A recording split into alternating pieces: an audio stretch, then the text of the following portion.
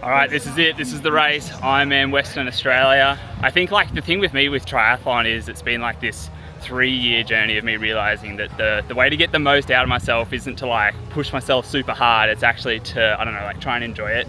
I feel as though, like, you know what I mean? Like the Ironman this year, I went really well when I just had no pressure on myself. Whereas last year at Port Macquarie, I put like so much pressure on myself to try and like go as fast as I could, and pretty much blew up the entire day and just didn't enjoy it at all. So I feel like today the plan for me to go like to get the best out of myself is to just try and, you know, enjoy the actual experience as much as I can, and that's exactly what we're going to do. So this is now my 4th Ironman, or 6th if you were to count the indoor one and the backwards one. But I remember before my first race I was so stressed because I had no idea what I actually needed to do to be ready for the race. I mean, the day before, I must have unpacked and repacked my gear bag like 10 different times. So with this video, I want to go through all the steps involved that you need to do to actually get ready for the race, and then share all the tips that I've learned over the last few years as well. But I know you guys want to see the actual race, so we're going to do this super fast.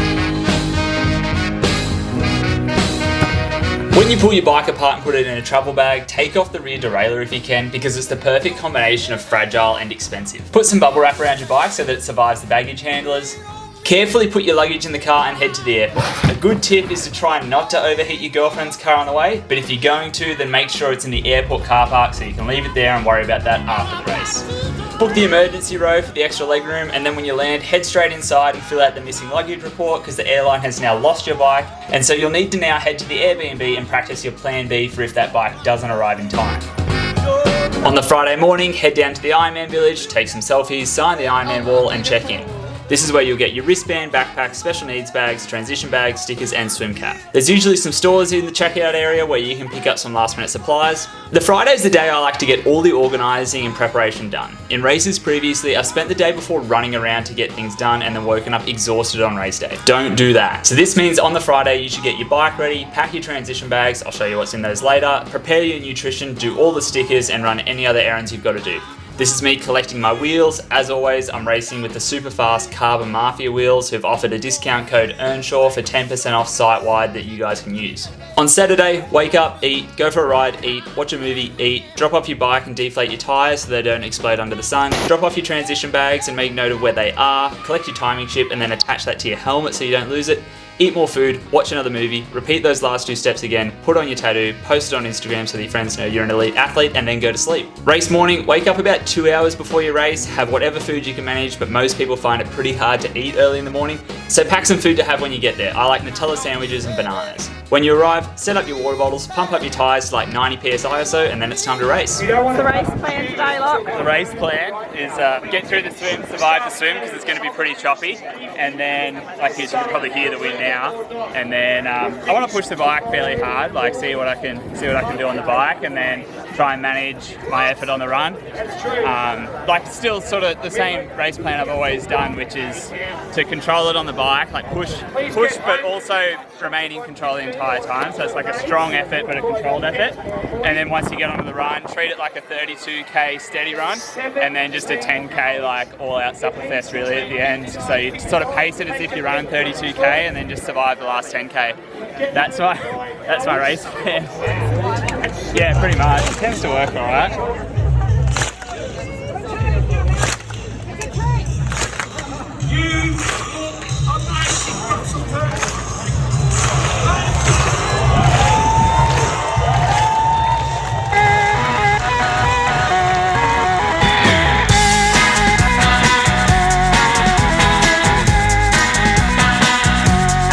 Going into the water, this was definitely the roughest conditions I've swum in. In the first 100 meters or so, I'm usually just trying to find a rhythm and settle into a group, but this swim was pretty different, and straight away the swell made it really hard to get into any sort of rhythm with the stroke. Over the last year that I've been self-coached, I've been doing way less swimming, mainly because I figure spending less time in the swim might slow me down by like 5 minutes, but investing that time in the bike and run could save me like 30 minutes. I typically do 2 sessions a week, with one is 3 to 4 1k reps and the other one is just a 1 hour non-stop swim. And that's just to make sure I was really comfortable and efficient over the Ironman distance. And so for this race, I just wanted to focus on using as little energy as possible in the swim, especially with conditions like these. And these were pretty harsh conditions. I mean, I didn't know my pace exactly, but the swell made it really hard to get into any kind of rhythm. So I backed off completely, and the best thing to do is to swim fairly easily, try not to swallow too much water, and then save my energy for the rest of the day. Now, I do actually want to take a second to pay respects to the athlete who actually died during the swim. Look, I'm not too sure of the circumstances around their death, and I didn't hear about anything until a few days after the race, but nonetheless, obviously a major tragedy and a strong reminder to look out for each other while we're racing.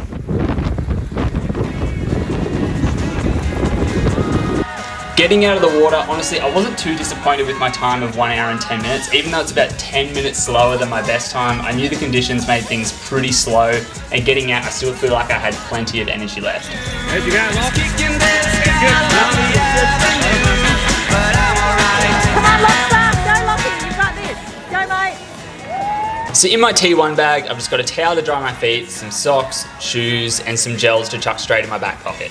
In previous races, I have left my shoes clipped in on the bike, but it doesn't save you a ton of time. And for this race, there was only a pretty short run from transition to the mount line on the bike, and I wanted to be able to just clip in and go straight away. Way to go, Locke. Nice day for a ride, mate. So the bike's set up with 60mm carbon Mafia wheels on the front and back. There'll be a water bottle here, and then my front hydration pack, which takes 1.25 litres of water, so I'll put probably between 90 to 120 grams of carbs in there. In the top tube bag, I've got a spare tube, tyre levers, multi-tool, some gels, and a CO2 canister for in case the pain gets really bad. So if you're worried about bathroom breaks on the bike, there are toilets at the aid stations, but your best bet is just to go in the suit like an astronaut.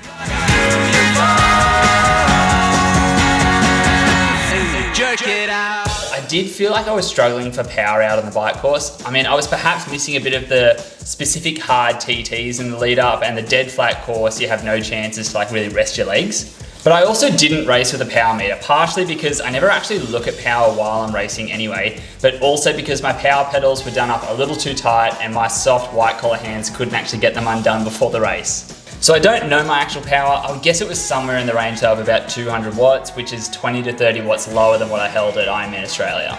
And yeah, I mean, it's a little disappointing to have seen a bit of a decrease in bike ability, but I think it's pretty hard to have a day where everything goes right. Nice work, Locke. Good job, Lobster. Well done, mate. Off the bike, and these first few barefoot steps are always pretty painful, but you just have to remind yourself that as soon as you get on some shoes, things are going to start to feel much better. Into transition 2, and I'll show you exactly what I've got in my T2 bag. So I've just got my belt with 2 bottles with about 60 grams of carbs in each of those, as well as 3 gels and a bag of salt sticks.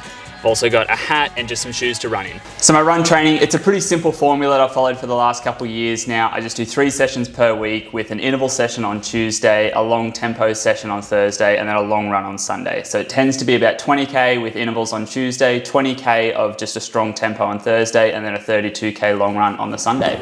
Alex. Come on, Lockie. Let's go, buddy. So you know, despite struggling for power on the bike, after a couple K of running, my legs actually started to feel pretty fresh. How you going, Locke? Right? Good. Excellent. Keep going, mate. On to the pace. So nutrition on the run, I always do everything based on feel. And that's because in an Ironman, I feel as though you're always walking this fine line between not taking on enough and then running out of energy, or taking on too much and making yourself sick. So when I'm feeling low on energy, I start taking on more, but then when I feel like I'm making myself sick, I either start skipping aid stations or just take on water. If I feel like I'm running low on energy and I'm getting sick, then I start just rinsing my mouth out with Coke and spitting it straight back out. I'm not sure how, but somehow this actually seems to work. There you go, easy till like half marathon. We come a long way together, through the hard times and the good. I have to celebrate you, baby. I have to praise you like I should. Go, Locke. How you feeling? Yeah, feel good. Feel good? Got like 1.5 laps left. Yeah. So I'm just going to hold this pace until 1 lap and then just see what I can do. Nice. All right. I'll see you later. Bye.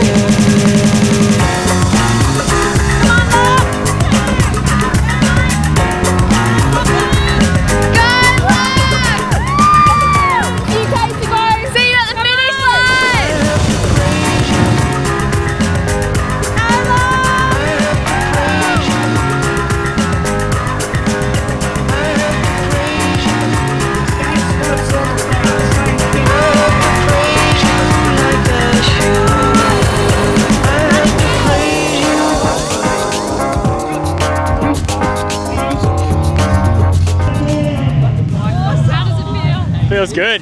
That was a very interesting like race. Not how I thought it would pan out, honestly, but the swim was so choppy and so rough. Like it was just an absolute washing machine out there. And I think like I was sort of in swimming 105 shape and I swam like 110. So it cost me like 5 minutes, I think, the conditions, which isn't too bad. And then the bike, it's a funny way the day panned out. I actually don't know my total time. I think it's around 9:30, but the bike was probably a lot harder than I expected. I thought it was going to be all hot mix smooth road the whole way, but it's actually like reasonably bumpy country roads. And then the wind was pretty gnarly coming back into town, and we got caught in some rain. So I thought I'd ride like a 450, and I think I rode just a bit over 5 hours, which like is still pretty good. But then I thought I'd run like a 320, and I think I ran under a 310. Like I think I ran like a 308 or 9 or something like that. So I was super surprised by how good the run felt. So it was an interesting, like I thought the swim might be a little bit quicker. I thought the bike would be about 10 minutes quicker, but I thought the run would be like 10 minutes slower. So all in all, I feel as though like fitness-wise, that's pretty much exactly where I am at the moment. So I'm like happy with that, and it gives me like good confidence that I could come back here or even go to Port and like keep improving. But I don't know, I sort of thought like before this race I was like, oh, I want to have a break from Ironman and stuff, and like while I was on the bike I was like, yeah, forget it, I'm like so done with Ironman for now. And then once I started running I was like, oh, this is awesome, like I can't wait to sign up for the next one. So it's like a pretty funny roller coaster out there, and now I'm like pretty stoked with how the day went. Like it's not a sub-9 or anything like that, but I still think there's like a lot of time for me to get to that 9:29:47. That's pretty good. That's pretty good. I'm happy with that. Yeah, exactly, yeah. So I feel pretty good. And I think I paced the run really well. Like I paced the run as good as I could. I like died. The last like 6K, it was the wind felt super strong coming back in, and I slowed down to like 5 minutes per kilometre. But there was times where I looked down, I was running like 4:10, 4:15, 4 flat. So I was like, yeah. So I think I paced the run like as good as I could. Yeah. No, you did really well in the run. Yeah. But that's, yeah, I don't know, it's just so much like, enjoy it, really enjoyed that one, thanks, yeah.